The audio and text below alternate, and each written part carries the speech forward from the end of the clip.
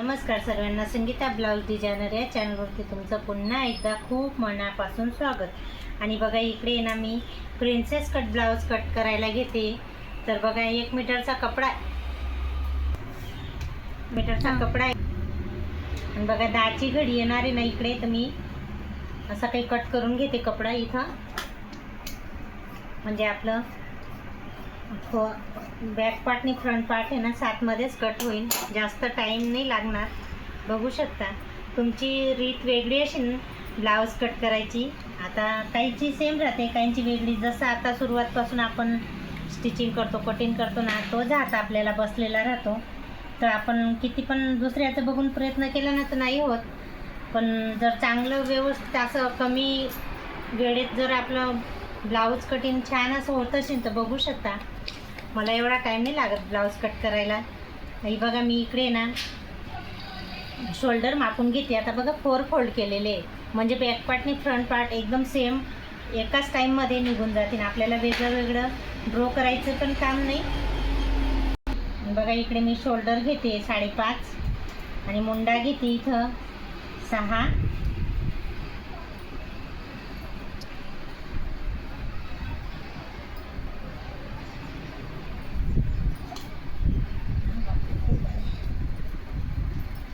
आणि बघा इकडे ना पुढचा गळा घेते मी 6.5चा घेते पुढचा गळा। मुंडा 6 घेतलेला आहे आणि इकडे बघा गोड्याची लांबी ना 6.5 घेतली आणि रुंदी 2.5 घेतलेली आहे। बघू शकता हा गळा आहे ना खूप छान येतो ना, छोटा होतो ना मोठा होतो।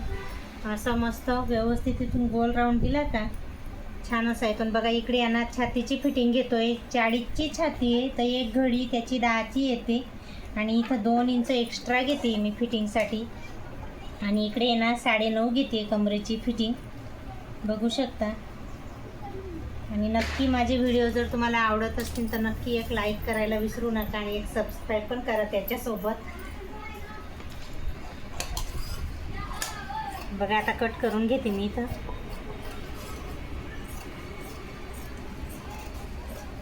प्रिन्सेस कट ब्लाउज आहे पूर्ण। बघा तुम्ही मी पॅटर्न वगैरे काही केलं नाही, पेपर कटिंग पण नाही। इथं तुमच्यासमोर जे आहे ते मी पूर्ण ड्रॉ करून म्हणा की माप लिहून पूर्ण शेअर करते तुमच्याशी। बघा तुम्ही हे खाकीचा भाग मी कापून घेतला, फ्रंट पार्ट आहे आता आणि मधोमध्ये ना कट करून घ्यायचा आहे। पुढे हुकचं ब्लाऊज आहे। बघा इकडे ना आपण आता प्रिन्सेस कटचं माप घेऊ आणि ते तुम्हाला कट पण करून दाखवते मी किती माप घेतलंय असं।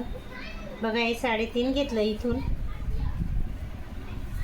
हे 3 घेतलंय,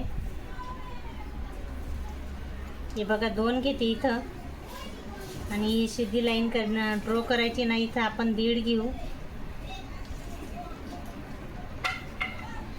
हे बघा हा ड्रॉ आहे ना छान यायला पाहिजे असं मस्त।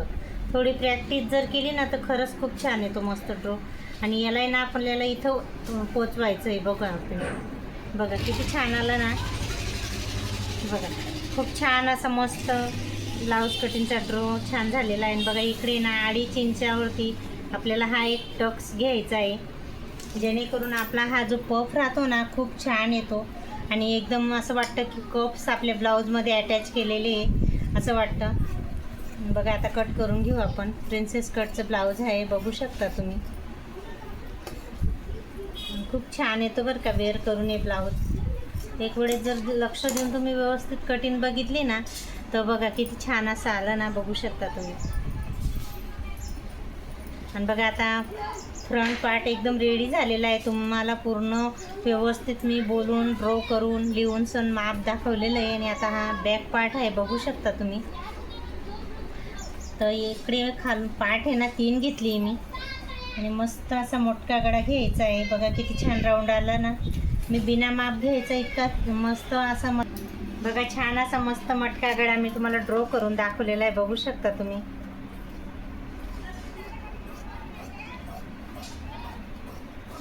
बघा किती छान आला ना।